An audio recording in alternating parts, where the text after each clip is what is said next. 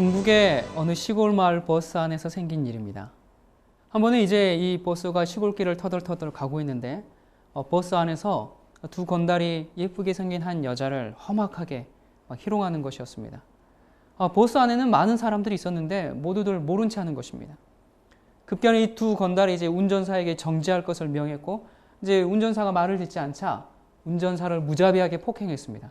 그리고 이 두 건달은 버스에서 내려서 그 여자도 이제 함께 끌고 내려서 버스 바로 옆에 풀밭에서 이 여자를 돌아가면서 강간을 하는 것입니다. 버스에는 남자도 수십 명이 있었고 또 건장한 사람도 많았습니다.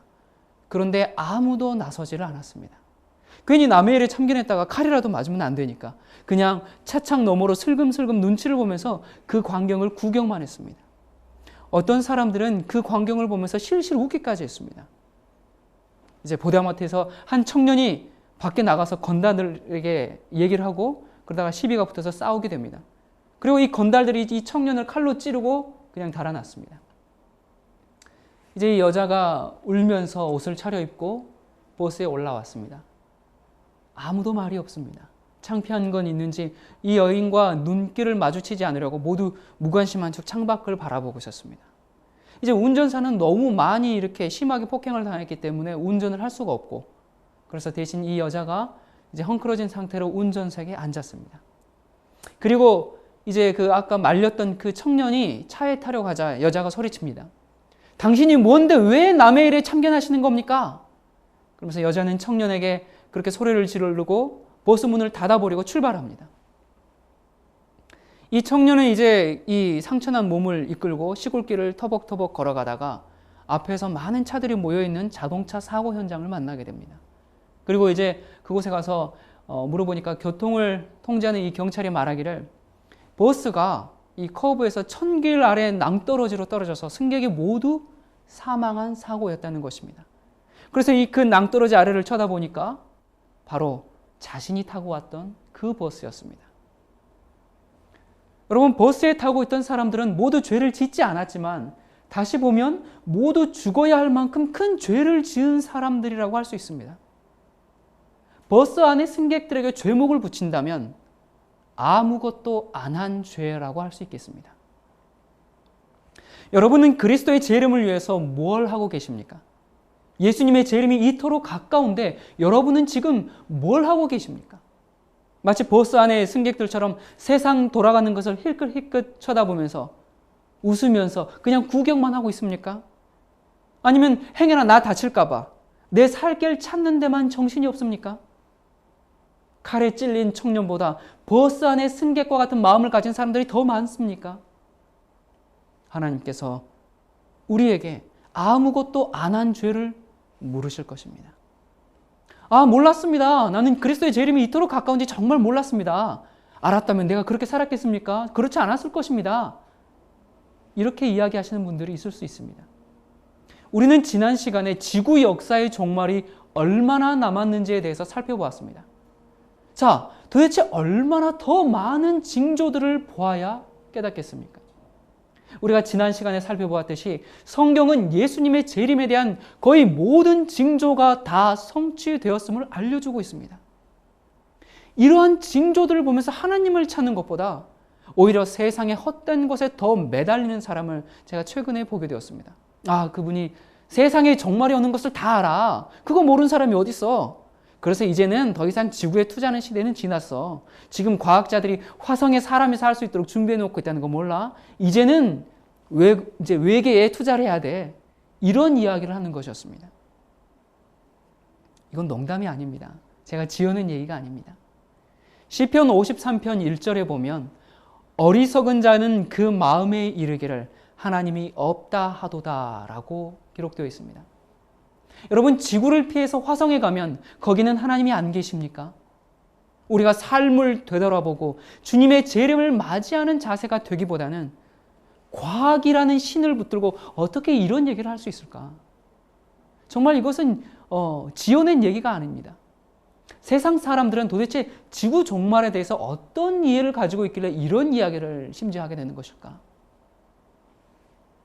여러분, 이조 지폐를 감별하는 두 가지 방법이 있죠.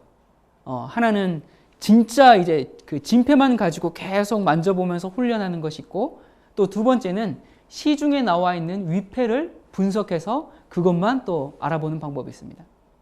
오늘은 지구 종말 시나리오에 대해서 많은 가설들이 있습니다. 오늘은 그 진짜와 가짜 모두를 우리가 간단히 살펴보기로 하겠습니다.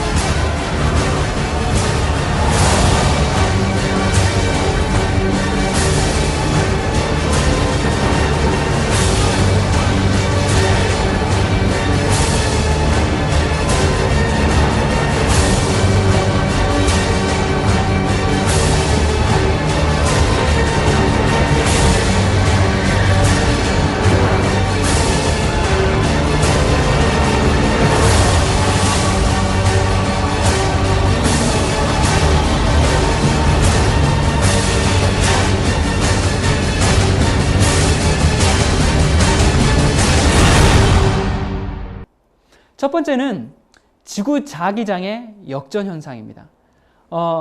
나사에서 또 하버드 그 기사에서 또 타임지에서 이런 기사들이 동일하게 얘기됐었습니다. 지구 자기장의 붕괴가 약 150년 전부터 본격적으로 시작되었다. 이유는 알 수 없지만 지구의 자기장에 캘리포니아 크기의 균열이 생겼다. 현재 남대서양의 자기장이 역전되어 있는데 지구 전체의 자기장이 역전될 수도 있다라고 이렇게 이야기했습니다. 자, 이게 무슨 얘기인가? 자기장이 뒤집히면 지구의 북극과 남극, 이 N극과 S극, 여러분 학교 다닐 때 많이 들어보셨죠? 이 극성이 바뀌어버린다는 얘기입니다. 자, 이 극성이 바뀌면 무슨 일이 생기는가? 내비게이션이 길을 못 찾겠죠? 그 다음에 여러분 그 아래 위가 뒤바뀐 지도를 보고 길을 찾는 것과 똑같습니다. 그렇게 되면 새, 물고기, 땅 위의 모든 생명체가 멸종할 수 있는 가능성이 있는 것입니다. 수십만 킬로 떨어져 있는 곳에 알을 낳기 위해서 거북이들이 이동하죠. 그 왜? 무엇 때문에? 다 이런 자기장으로 그 길을 찾는 것이거든요. 그래서 생태계가 멸종될 수가 있습니다. 또 하나는 지구의 공전과 자전이 멈춰버릴 수가 있습니다. 여러분 지구의 자전이 멈춘다면 어떤 일이 생길까요? 한쪽은 아주 뜨거운 사막이 되겠죠. 계속 태양을 보니까. 또 다른 한쪽은 사람이 생존하기 힘든 정말 얼음나라가 될 것입니다. 자, 그리고 또 현재 이 지구의 자기장이 매우 약화되어 있는 이러한 상태에서 강력한 태양 폭풍이 발생하면 우주 방사선을 막아주는 보호막이 없어져 버리기 때문에 지구는 순식간에 뜨거운 열과 방사능으로 휩싸일 수가 있습니다. 세상의 종말론자들은 2012년이나 2013년에 지구 자기장이 역전하고 인류가 종말할 수 있다라고 이야기를 하고 있습니다. 자, 두 번째, 태양폭풍. 나사, 미 국립과학원, 해양대기청, 우주환경센터, 그리고 한국천문연구원, 이곳에서 공통적으로 하는 기사들을 제가 보게 되었는데요. 2013년 수소폭탄 1억 개의 위력을 지닌 슈퍼태양폭풍이 지구를 강타할 수 있다라고 보고하고 있습니다. 자, 그랬을 경우에 무슨 일들이 생기는가? 나사의 이제 기사를 보면 병원, 은행, 항공기, 또 공항 시스템, 철도 시스템 이런 것들은 물론이고 컴퓨터, 휴대전화, MP3 이런 모든 전자제품이 타격을 받을 것이고 대규모 정전 사태를 비롯해서 지구를 둘러싼 수많은 인공위성들이 궤도를 잃어서 지구를 향해 추락할 가능성도 배제할 수 없다. 자, 그래서 이제 2010년 7월 29일에 나사와 한국천문연구원이 2013년에 발생할 태양 폭풍을 대비해서 연구 협약을 체결했다라는 기사를 여러분들도 아마 보신 적이 있을 것입니다. 자, 그리고 세 번째, 소행성 충돌. 자, 히로시마에 떨어졌던 그 핵폭탄에 약 5천만 배나 되는 이력을 갖고 있는 지구 4배 크기의 행성 X. 이제 X는 뭐 아직 그 행성에 이름을 붙이지 않았을 때 X라고 부르죠. 자, 그 4배 크기의 지구 4배 크기의 행성이 2012년 또는 2036년 지구와 충돌할 수 있다라는 기사들을 내놓고 있습니다. 뭐 내셔널 지오그래피라든지 디스커버리, 뉴튼 이런 해외 과학 잡지 등에서 꼭 잊을만 하면 이런 행성 충돌과 관련한 각종 시나리오들을 내놓고 있죠. 그렇기 때문에 이러한 기사들을 근거로 많은 또 종말론자들이 발생하게 되는 것입니다. 자, 그리고 네 번째, 빙하기. 지구온난화로 인해서 거대한 빙산이 떠내려오게 되고, 그러니까 지구온난화하면 지구가 이게 뜨거워져서 더워서 죽는 거 아닌가라고 생각하는 분들이 많을 텐데요. 지구가 더워지죠? 온도가 올라가죠? 그러면 빙산들이 이제 내려오지 않습니까? 그 극지방에 있는 빙산들이 떠내려오죠? 그렇게 되면 해수면의 온도가 급격하게 변하게 됩니다. 그렇게 되면서 이 태풍들이 이제 발생하게 되겠죠? 그러면서 이 극지방의 차가운 공기를 이 아래로 다 이제 가운데로 몰아오기 때문에 이 지구가 얼음으로 뒤덮인 그런 이제 빙하기가 찾아올 수 있다. 그래서 그렇게 인류가 종말할 수 있다라고 이야기를 합니다. 자, 그리고 다섯 번째, 마야 문명. 자, 이 마야력은 인류가 만든 그 어떤 달력보다도 정확하다는 평가를 받고 있죠. 그리고 이제 현재 우리가 이 천문학의 발달로 이렇게 여러 가지 별들을 이제 관측하고 하지만 이미 그때 당시에 그들의 천문학도 몹시 발달해서 태양계의 행성들의 주기와 공전을 그들은 모두 알았다는 것입니다. 자, 마야 문명의 예언을 보면 영화로도 뭐 나온 적 있죠. 저는 보지 않았습니다만 2012년 12월 21일이 지구의 마지막 날이다라고 해서 이제 그 영화가 나온 적이 있고, 또 이제 그 2012년 12월 21일을 마야 문명 예언을 해석할 때 지구의 멸망이 아니라 뱀의 왕. 왜 하필이면 뱀의 왕일까요? 네, 뱀의 왕이 강림해서 새로운 시대가 시작된다라고 마야 문명을, 어쨌든 지구가 멸망하든지 아니면 그날 새로운 시대가 시작하든지 이 두 이슈 중에 하나라고 마야 문명은 이제 얘기를 하고 있습니다. 이 종말론을 외치는 종교단체와 외계인 신봉자들은 마야 문명의 예언을 기정사실화하고 그날을 위해서 지금 준비하고 있습니다. 자, 그리고 여섯 번째, 여러분 들어보셨죠? 화성소년 보리스카. 전생에 자기가 이제 화성인이었다고 이렇게 얘기하지 않습니까? 근데 참 신기한 것은 이 보리스카는 생후 8개월부터 말을 하기 시작했다는 것입니다. 그리고는 3살이 되기 전부터 우주에 관해서 설명하기 시작했습니다. 태양계에 행성이 몇 개가 있고 또 각 행성들에는 어떤 위성들이 있고 또 우주의 은하계 사진들을 보면서 이름을 다 말하고, 그리고 그러한 은하계가 우주에 몇 개가 있는지까지 설명했다는 것입니다. 그런데 문제는, 이게 문제라고 해야 될지요? 그 화성소년 보리스카가 말한 그 모든 것이 다 정확했다라는 것입니다. 이건 뭔가 다른 힘에 좌우하고 있는 것 같은데요. 그 소년이 이런 이야기를 했죠. 2011년에 지구에 3차례 대재앙이 온다. 그 재앙은 지구의 한 대륙에서만 일어날 것이다. 그리고 2013년에 인류는 전멸한다. 무시무시한 예언을 했습니다. 자, 이 스티븐 호킹 박사가 이런 얘기를 했어요.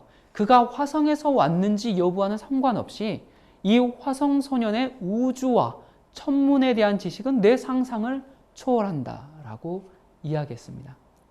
7번째, 전 지구를 휩쓸고 있는 꿀벌 신종의 괴현상이 일어나고 있습니다.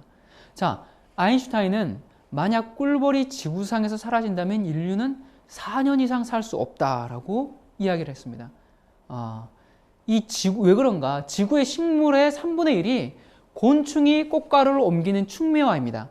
우리가 학교 다닐 때 많이 배웠죠. 그래서 그렇게 번식을 하죠. 그 식물도 퍼지고, 그리고 나머지는 풍매화, 바람의 작용으로 이제 식물들이 번성합니다. 그런데 이 충매화의 80%는 꿀벌의 역할에 의존하고 있습니다. 그런데 2006년 이후에 세계 도처에서 꿀벌의 집단 폐사와 집단 실종이 확인되고 있고, 현재 전 세계 약 40%의 꿀벌이 감소했다는 것입니다. 자, 꿀벌이 사라지게 되면 우리가 생각해 볼 수 있는 것이, 첫 번째, 대부분의 식물들이 번식을 못 하겠죠? 그렇게 되면 두 번째, 무슨 일이 생길까요? 초식 동물이 죽게 되겠죠? 자, 초식 동물이 죽게 되면 그 다음 이어서 육식 동물이 죽게 되고, 그러면 이 생태계가 파괴되므로 지구가 멸망할 수 있다, 종말을 가져올 수 있다라는 가설들입니다. 이 꿀벌은 지구 자기장을 이용해서 길을 찾고 있습니다. 우리가 첫 번째 보았듯이 지구 자기장 역전 현상과 매우 관계가 있겠죠. 자, 그리고 8번째, 주식을 이제 예측하는 프로그램 웹봇이라는 것이 있는데요.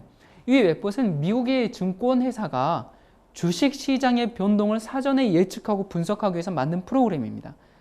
이제 이 주식 시장에 막대한 영향을 끼치는 사건이 발생하기 전에 이제 이 웹봇이 그 데이터 수치들을 예측하는데요.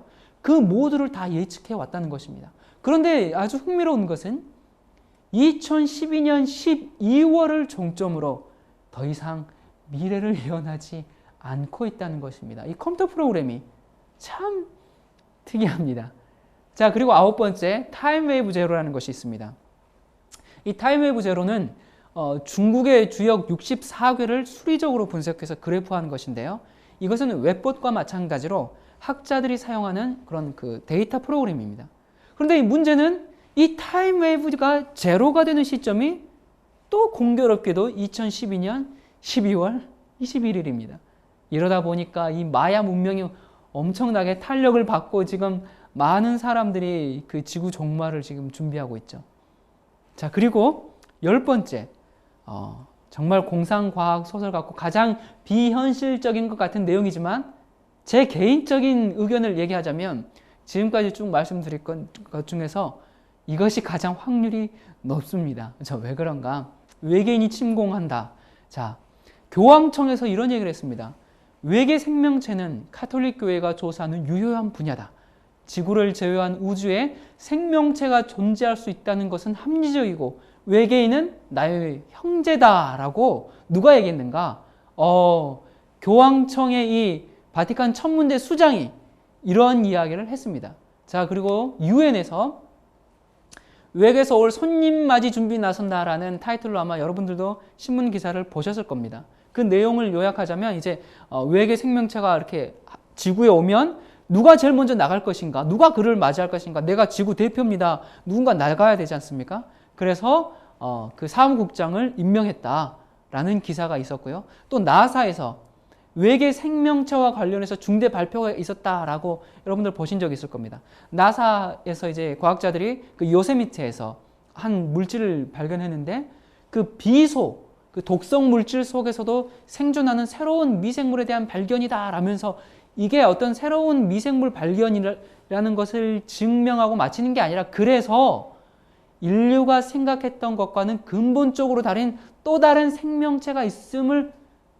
증거한 것이다. 그러면서 한 발 더 나가서 그래서 외계 행성에도 인류가 생각하는 범위 밖에 다양한 생명체가 존재할 수 있다라는 기사가 바로 2010년 12월에 나왔습니다. 교황청, 유엔, 나사. 와, 이건 정말 이 공신력 있는 기관들이 하는 얘기 아닙니까? 그런데 뭔가 좀 아주 냄새가 좀 나지 않습니까? 여러분 중에 혹시 정말 외계인과 UFO가 있다고 생각하시는 분이 설마 계십니까? 여러분 만약에 그렇게 생각하신다면 여러분은 지금 인간이 만들어낸 외계인 쇼를 보고 있는 것입니다. 사람들이 보고 듣는 것이 진짜인지 가짜인지 지금 눈이 멀어 있어요. 세상을 지배하는 세력이 온갖 언론과 대중매체를 장악하고 있기 때문에 여러분, 자, 이게 무엇을 위한 쇼일까? 검은 세력이 세계를 지배하기 위한 쇼입니다. 다시 말해서 여러분, 지구상의 모든 사람들을 연합시킬 수 있는 방법이 무엇일까요? 환경 문제일까요? 아무리 환경 문제가 심해도 내 나라가 뭐 환경 문제에 별로 영향을 받지 않으면 사람들이 관심이 없습니다. 핵 문제요? 한국은 지금 남북한의 이런 이제 대립 관계 때문에 또 북한이 핵을 계속 핵 실험을 하고 하기 때문에 핵 문제가 우리에게 조금 우리의 관심을 일으키는 문제일 수 있습니다. 그런데 그거 관련 없는 나라들은요. 그 핵 문제가 전 세계 사람들을 연합시킬 수 있겠습니까? 그러면 경제 파탄요? 이건 조금 그럴 수 있겠네요. 그러나 경제 파탄이 오든 말든 아무 영향을 받지 않고 잘 사는 나라들도 있어요. 자, 이것이 지구의 모든 사람들을 연합시킬 수가 없습니다. 테러? 이런 것도 사회 조직을 위협하죠. 그러나 아무리 심각해도 전 지구적인 위협으로 만들기는 역부족입니다. 자, 그렇다면 세계 단일 정치 시스템을 위해서 그 시나리오 중에 외계인이 공격한다. 또는 외계인이 지구에 와서 평화를 선언한다. 그렇다면 이것은 가장 성공적인 마인드 컨트롤 작전이 아니겠습니까? 여튼 외계인 얘기는 또 우리가 나중에 또 다시 얘기하도록 하고요. 옛날 이 과거의 종말론들은 뭐 노스트라다무스 많이 들어보셨죠? 에드가 케이시 뭐 이런 예언가의 글들을 토대로 이 사이비 종말론자들이 많이 발송했었습니다. 그런데 지금 오늘 우리가 잠깐 살펴보았지만 이런 예언가들의 이야기가 있었습니까? 전부 나사 이런 뭐 과학적인 증거들을 가지고 사람들이 이야기하는 것입니다. 자, 상황이 이래서인지 나사에서 이런 뉴스를 정말 발표했더라고요. 화성 정착민을 모집한다. 1차 4명을 모집한다. 종말론자들이 아니고 미 항공우주국 나사에서 이렇게 이야기하고 있는 것입니다. 여러분, 전쟁과 테러, 그리고 경제 파탄, 그리고 천연재해가 밀려오고 있죠. 자, 그리고 과학의 발달로 하나님의 영역을 계속 침범하고 있습니다. 그리고 또 도덕의 타락, 이런 걸 볼 때 정말 종말이 다 되는 것은 맞습니다. 그러나 여러분, 오늘 설명한 것들로 지구가 멸망하지 않습니다. 지구에 정말 많은 문제가 있지만 이런 것들로 세상이 끝나지 않을 것입니다. 지금은 과학이 종교보다 위대한 신이 되어버렸어요. 종교든 과학이든 여러분, 사이비를 구분하는 것은 쉽습니다. 그거 어떻게 구분할 수 있을까요? 성경에는 날짜를 얘기하지 않았습니다. 데살로니가전서 5장 1절부터 3절에 보면 형제들아, 때와 시기에 관하여는 너희에게 쓸 것이 없음은 주의 날이 밤에 도적같이 이룰 줄을 너희 자신이 자세히 알미라. 저희가 평안하다 안전하다 할 그때에 잉태된 여자에게 해산 고통이 이름과 같이 멸망이 호련히 저희에게 임하리니 결단코 피하지 못하리라. 여러분, 이 말씀에서 우리가 몇 가지를 알 수가 있습니다. 먼저는 시간을 알려주지 않았습니다. 자, 그리고 두 번째, 이 해산 고통이 이를 때 멸망이 옵니다. 이건 우리에게 큰 힌트를 주는데요. 아이를 낳기 전에 진통이 있죠. 진통 없이 갑자기 딱 하니까 아이를 딱 낳는 사람 봤습니까? 없습니다. 진통이 오면 곧 아이를 낳을 때가 된 것을 압니다. 여러분, 지금 이 지구에 해산의 진통이 시작되었습니다. 어떤 해산? 예수님의 재림을 향한 징조들이 지금 쏟아지고 있는 것입니다. 예수께서 왜 우리에게 재림의 징조를 주셨는가? 그 이유는 다음과 같습니다. 첫 번째, 우리가 올바른 길로 여행하고 있다는 확신을 주기 위해서 그렇습니다. 그리고 우리가 이런 것들은 이정표와 같죠.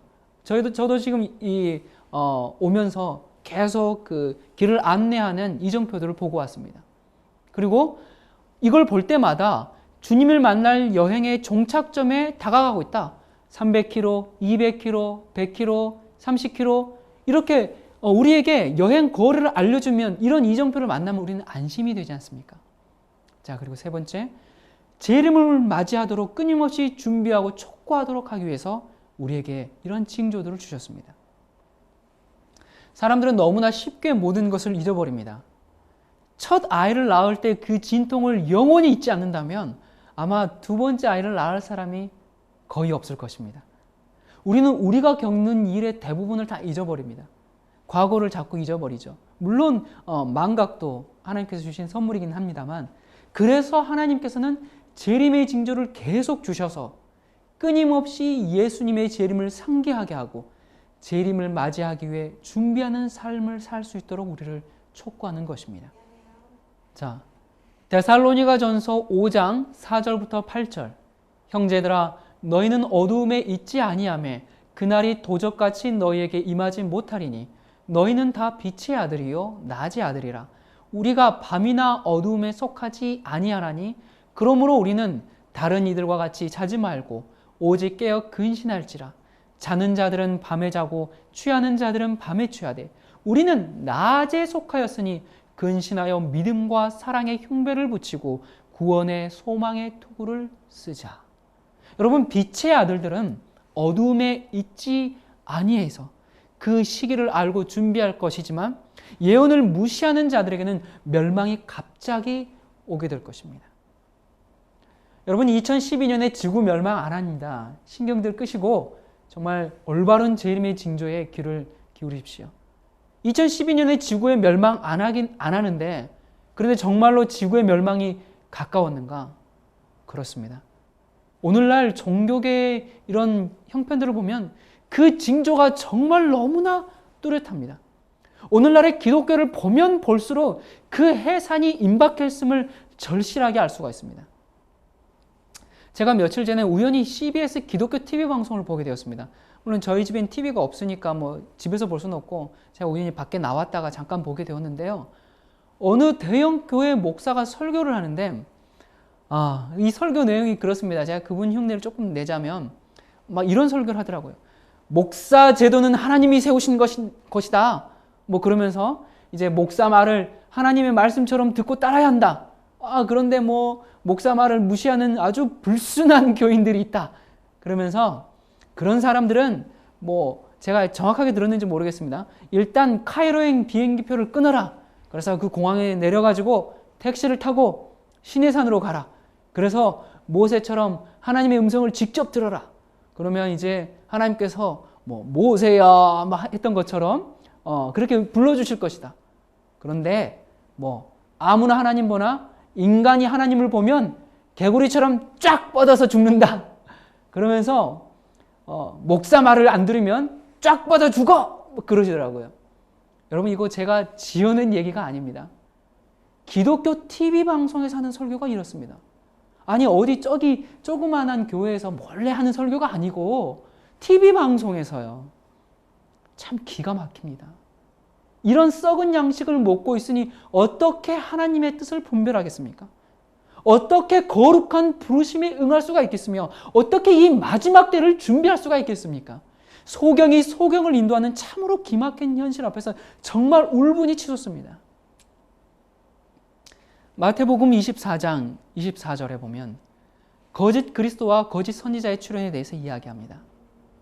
그때의 사람이 너희에게 말하되 보라 그리스도가 여기 있다 혹 저기 있다 하여도 믿지 말라. 거짓 그리스도들과 거짓 선지자들이 일어나 큰 표적과 기사를 보이어 할 수만 있으면 택하신 자들도 미혹하게 하리라. 여러분 선지자는 오늘날 말로 누굽니까? 목사들이죠. 여러분 어느 교회에 기적이 일어났다고 교회를 선뜻 선택하지 마십시오. 기적은 마귀도 할 수 있는 것입니다. 모세가 지팡이를 던져서 뱀을 만들 때 애굽의 술사들도 그런 흉내를 내죠. 그렇지 않습니까? 기적은 사탄도 합니다. 제가 어제군요. 어제 이제 저희 킹스 메신저 카페 아십니까? KINGS kingsm.net 거기 들어가 보니까 어떤 회원이 글을 하나 올렸더라고요. 제가 교회 이름은 밝히지 않겠습니다. 저기 서울 어디인데 그 교회에서 찬양 집회가 있습니다. 그 찬양 집회가 있는데 이런 행사들을 합니다라고 딱 쓰면서 여러분 신청하십시오 했더라고요. 근데 그 이런 행사가 하는데 뭔가 해서 봤더니 찬양 집회 도중에 마술, 그 다음에 어떤 힙합, 댄스 이렇게 돼 있더라고요. 제가 그걸 보고 참 가슴이 아팠습니다. 여러분 여기 포스터들이 지금 굉장히 많은 것이 있는데요. 기적과 계시, 또 환상, 성령 축제, 성령 컨퍼런스, 성령 운동, 성령 치유 이런 이름들로 정말 각종 집회들을 하고 있죠. 여러분 이런 곳일수록 가지 마십시오. 여기 보면 여기 지금 글씨가 보일지 모르겠습니다. 여기 데이비드 오어 목사가 굉장히 이제 한국에서도 유명하고 전 세계적으로 유명하죠. 죽은 자도 수십 명 살렸다고 하는데 여기 보면 이 오어 목사가 이제 올 때 소경이 눈을 뜨고 안진뱅이가 일어나며 귀머거리가 듣고 벙어리가 말하며 중풍이 고침받고 에이즈가 나으며 사시가 바로 보고 문제가 해결되는 기적과 치유의 현장에 여러분을 초청합니다.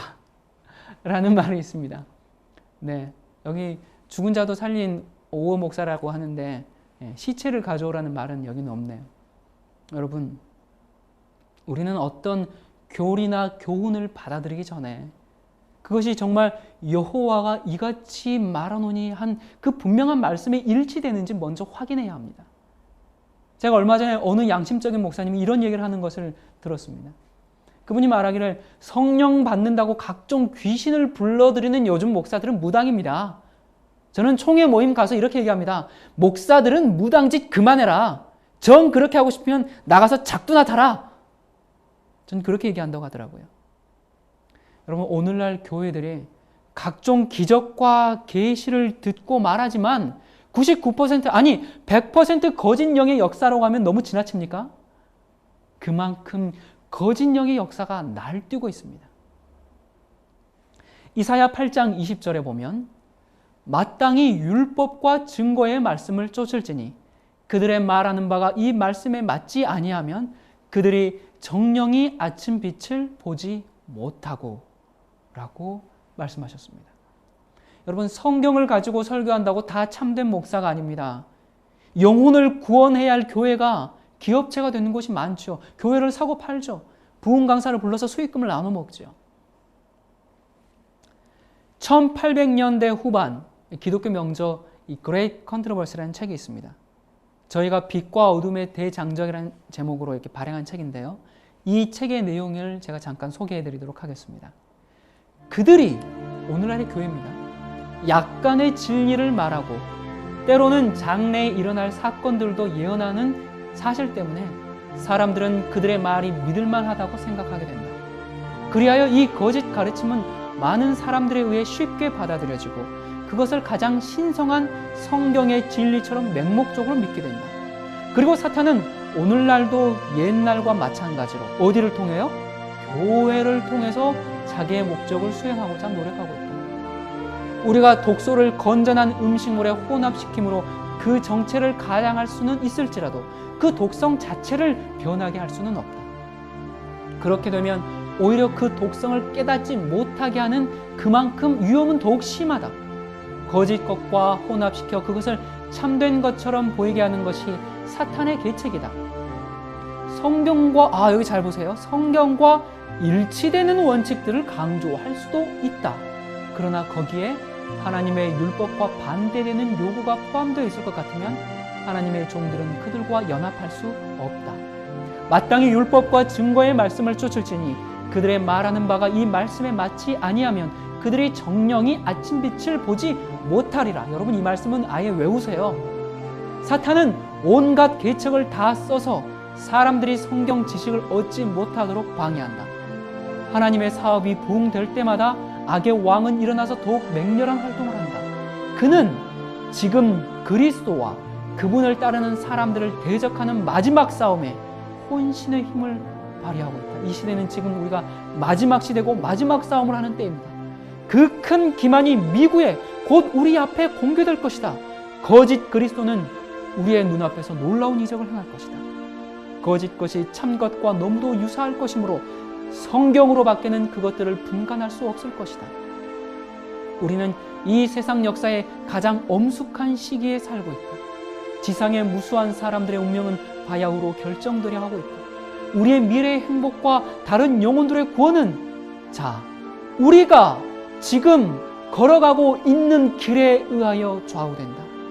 우리는 진리의 영으로 지도받을 필요가 있다. 그리스도를 따르는 모든 사람들은 주여 내가 무엇을 하기를 원하십니까? 라고 간절한 마음으로 물어야 한다.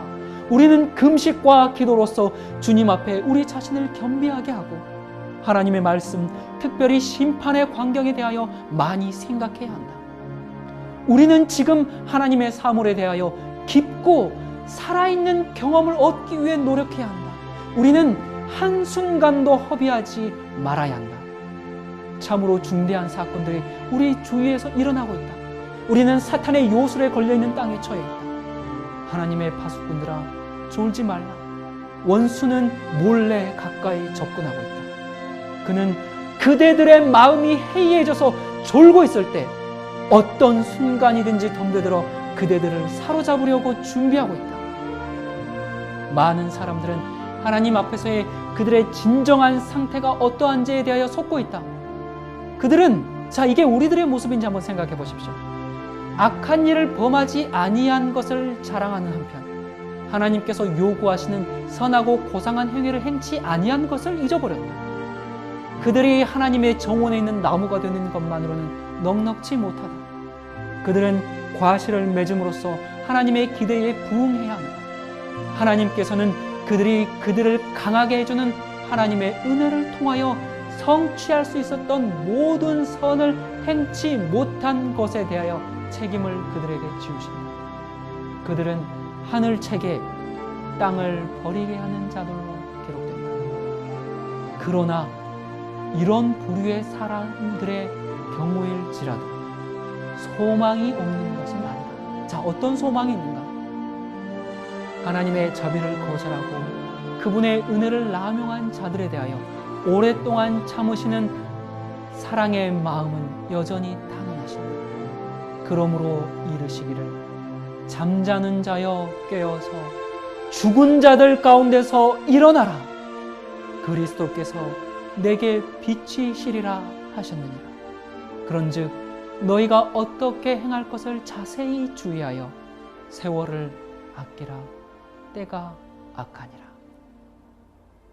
여러분, 우리가 지상의 가장 캄캄한 시간에 그때 그리스도와 함께 관계를 갖고 믿음을 가지고 유지하려고 한다면 이 지구의 가장 캄캄한 마지막 시간에 들어가기 전에 지금 오늘 이 시간에 우리는 그리스도와 개인적인 깊은 살아있는 관계를 가져야 합니다. 마지막 때가 이르기 전에 예수님을 개인적으로 알지 못한다면 그때에 가서는 영원히 모르게 될 것입니다. 하나님께서는 지구 종말의 사건들의 여러 가지 설명들이 우리의 호기심이나 채우는 것으로 만족하지 않으십니다. 이러한 설명들이 우리로 하여금 성경을 펼치게 하고 무릎을 꿇고 그리스도와 깊은 관계를 맺도록 하지 않는다면 아무 필요가 없는 것입니다. 우리가 시대의 흐름 속에서 이젠 어디에 살고 있는지 알았기 때문에 우리에게 남아있는 이 지체되어 있는 이 은혜의 시간에 성령님을 우리 심령 속에 모시고 정말 이전보다 더 깊은 그리스도와의 살아있는 관계를 맺어야 합니다. 그리스도께서 지체하시는 때는 거의 끝나가고 있습니다. 우리는 죽은 자들 가운데서 일어나야 할 것입니다. 자, 여러분, 성경의 5분의 1은 예언입니다. 예언 중 3분의 1은 예수님의 재림에 관한 것입니다. 성경에는 예수 그리스도에 관한 예언이 333개가 있습니다.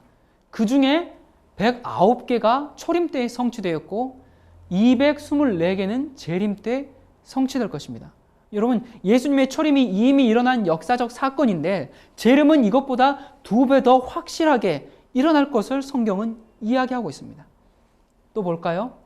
자, 구약이 예수님의 재림에 관하여 1527번 언급하고 있는데 신약은 7959번 언급하고 있다. 자, 이것은 구약이 예수님의 재림에 관하여 한 번 말할 때 신약은 5번 이상을 말하고 있습니다. 자, 여러분, 신약에서 매 25절마다 재림을 언급하고 있는 것입니다. 성경은 구속에 대하여 한 번 말할 때 그리스도의 재림에 관하여는 2번씩 말하고 있다. 재림은 이만큼 확실합니다. 여러분, 예수께서 다시 오실 때 이 시대의 형편이 어떤 시대와 같다고 말씀하셨습니까? 노아의 시대와 같다고 말씀하셨습니다. 홍수가 나서 세상이 완전히 다 멸망할 때까지 사람들은 먹고 마시고 시집가고 장가갔습니다. 홍수가 나서 저희를 다 멸하기까지 깨닫지 못했다고 말씀하셨습니다. 예수께서 오실 때도 그러겠다고 말씀하셨습니다. 노아는 120년 동안 전도를 했죠. 이 세상이 물로 멸망할 것이라고 이야기했습니다. 그런데 사람들은 그것을 믿지 않았습니다. 그것을 계속 비웃었습니다. 그것은 과학적으로 설명이 안 된다고 했습니다. 많은 사람들이 그런 일은 일어날 수 없다고 이야기했습니다. 동물들은 하나님의 명령에 순종해서 줄줄이 쌍을 지어 배에 오르고 있는데 그리고 노아의 8식구 외에는 그런데 아무도 배에 오르지 않았습니다. 사람들은 과학적으로는 홍수가 일어날 수 없다고 말했습니다. 그리고 또 어떤 사람들은 들어가고 싶었지만 다른 사람들이 비웃을까 봐 들어가지 못했습니다. 그러나 마침내 40일간의 홍수가 드디어 시작되었습니다. 여러분, 이 장면을 한번 생각해 보십시오. 여기를 보면 지금 산꼭대기 마지막 남은 바위 위에서 이 두 사람이 목이 쉬도록 방주를 지금 외쳐 부르고 있습니다. 그러나 기회는 이미 지나갔습니다. 그들의 물이 이제 차올라서 물이 가슴을 덮고 목을 덮고 마침내 그들의 머리 끝까지 물에 잠길 때 그들이 지난 그 120년 기간을 얼마나 그리워했을까요? 왜 내가 노아의 말을 믿지 않았을까? 왜 내가 방주에 타지 않았을까? 그들이 얼마나 가슴을 치면서 후회했을까요? 그러나 이미 기회는 지나가 버리고 말았습니다. 이 하디 박사의 연구에 하면 지상에 존재하는 생물의 종류가 이렇게 이제 있습니다. 포유 동물이 3,500종, 파충류, 양서류가 5,500종, 또 조류가 8,600종, 곤충이 25,500종. 자, 그러면 성경이 말한 대로 정결한 것 7상, 부정한 것 2쌍씩 이렇게 방주에 실으려면 얼마의 공간이 필요할까요? 하디 박사의 계산에 의하면 오늘날 화물차로 150칸이 필요하다고 이야기하고 있습니다. 자, 그러면 과연 노아 방주의 선정량은 얼마나 될까요? 지금 여기 노아 방주가 있죠. 높이가 13m, 길이가 135m, 폭이 23m. 자, 이렇다면 이 정도의 크기라면 얼마를 담을 수가 있을까요? 하디 박사의 계산에 의하면 화물차 520칸입니다. 여러분, 노아 시대의 사람들은 방주의 공간이 부족해서 멸망한 것이 아닙니다. 노아 방주에는 화물차 370칸의 분량의 이 공간이 남아 있었습니다. 사람들은 방주의 공간이 부족해서가 아니라 노아의 말을 믿지 않고 거절함으로 멸망했습니다. 주님께서 우리를 위해 예비하신 하늘은 공간이 좁아서 들어가지 못할 사람이 한 사람도 없습니다. 자신이 그 나라에 들어가기를 거절함으로 제외될 것입니다. 그러나 누구든지 원하는 자는 그곳에 들어갈 수가 있습니다. 베드로후서 3장 6절과 7절 말씀입니다.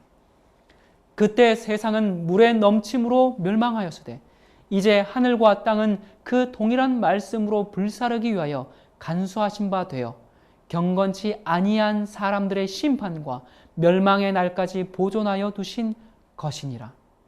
여러분, 노아 때 세상은 물로 멸망하였지만 이제 세상 끝에는 불로 멸망할 것이라고 말하고 있습니다. 과학적으로는 설명이 안 된다고요? 노아 때도 그렇게 하다가 모두 멸망했습니다. 베드로후서 3장 10절입니다. 그러나 주의 날이 도적같이 오리니 그 날에는 하늘이 큰 소리로 떠나가고 체질이 뜨거운 불에 풀어지고 땅과 그 중에 있는 모든 일이 드러나리로다. 11절과 12절, 이 모든 것이 이렇게 풀어지리니 너희가 어떠한 사람이 되어야 마땅하뇨? 거룩한 행실과 경건함으로 하나님의 날이 임하기를 바라보고 간절히 사모하라. 그날에 하늘이 불에 타서 풀어지고 체질이 뜨거운 불에 녹아지려니와 우리는 그의 약속대로 의에 거하는 바 새 하늘과 새 땅을 바라보도다. 거룩한 행실로 경건하게 살면서 예수님의 재림을 사모하는 사람들에게는 이 날이 결코 두려움의 날이 아닙니다. 이 날은 희망의 날이요 구원의 날입니다. 범죄와 파괴와 상처들고 인생의 멍해와 질병과 연약함과 늙음과 사망이 없는 새로운 세계가 시작되는 날입니다.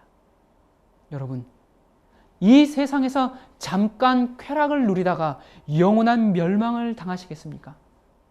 성경은 말합니다. 거룩한 행실과 경건함으로 하나님의 날이 임하기를 바라보고 간절히 사모하라. 베드로후서 3장 9절 말씀입니다. 주의 약속은 어떤 이에 더디다고 생각하는 것 같이 더딘 것이 아니라 오직 너희를 대하여 오래 참으사 아무도 멸망치 않고 다 회개하기에 이르기를 원하시느니라. 예수님은 우리를 사랑하십니다. 우리 모두가 구원받기를 원하십니다. 예수님은 우리를 오랫동안 기다려 오셨습니다. 이제는 주님을 만날 시간이 다 되었습니다. 죄악의 밤은 깊어가고 있습니다. 그러나 머지않아 주님께서 이 땅에 다시 오실 것입니다. 우리 눈에서 눈물을 닦아주시려, 우리의 상한 마음을 치료하시려, 우리의 수고를 그치고 영원한 쉼을 얻게 하기 위해서, 병들고 쇠약해진 우리를 강건하게 하기 위해서, 더 이상 이별의 슬픔이 없는 곳으로 인도하기 위해서 예수께서 오실 것입니다. 여러분, 준비하십시오. 이제 얼마 남지 않았습니다. 지금은 준비해야 할 때입니다. 여러분은 자신이 원하는 길을 선택해서 살아오셨습니다. 하나님께로부터 멀리 떠나서 방황하셨습니다.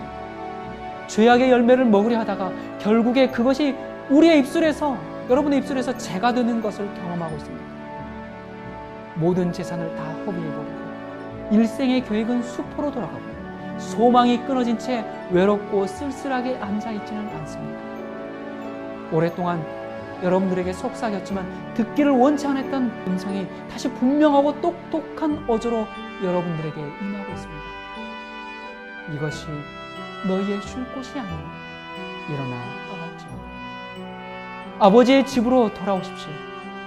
예수님은 여러분들에게 내게로 돌아오라, 내가 너를 구속하였음이라 하고 초청하십니다. 외적으로 번지르르하게 보일지라도 자신을 중심으로 사는 사람은 시간과 재물, 모든 것을 낭비하는 생애입니다. 그러나 세상이 줄 수 있는 어떤 것보다도 더욱 높고 고상한 것을 갈망하는 영혼에게는 그가 누구든지 간에 하나님께서 실망시키지 않으실 것입니다. 누가복음 21장입니다. 34절부터 36절. 너희는 스스로 조심하라. 그렇지 않으면 방탕함과 술취함과 생활의 염려로 마음이 둔하여지고 뜻밖의 그날이 덫과 같이 너희에게 임하리라. 이날은 온 지구상에 거하는 모든 사람에게 임하리라. 이러므로 너희는 장차 올 이 모든 일을 능히 피하고 인자 앞에 서도록 항상 기도하며 깨어있으라. 여러분, 이제는 주님을 만날 준비를 하십시다. 이제는 우리가 마지막을 준비해야 하지 않겠습니까? 예수님께서 오실 것이 확실하다면 우리도 확실히 준비를 해야 할 것입니다. 주님께서 오실 때 우리 모두가 그 구원의 자리에 참여하게 되기를 간절히 바랍니다. 제가 다음 시간에 뵙겠습니다. 안녕히 계십시오.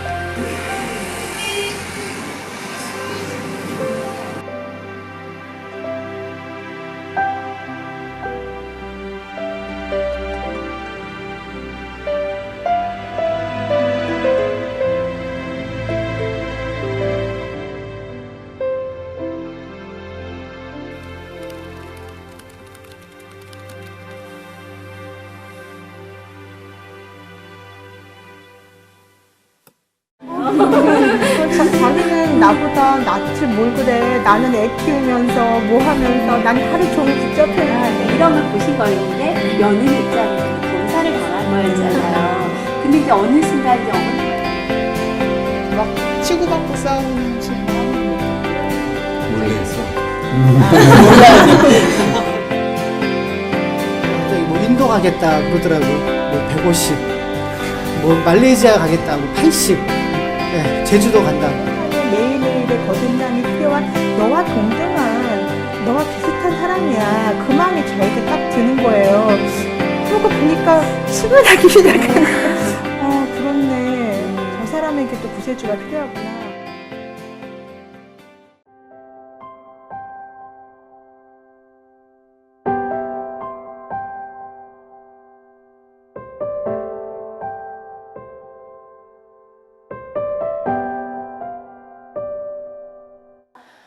정말 멀리 있었고 내 안에 없었고 그냥 추상적이었던 내 입술에만 있었던 하나님이 이제는 나와 가까이 진짜 내 안에 내주에 계시고 나를 지켜보시고 너무 가깝게 내 친구처럼 내 모든 이야기를 들어주시는 분이 되었다.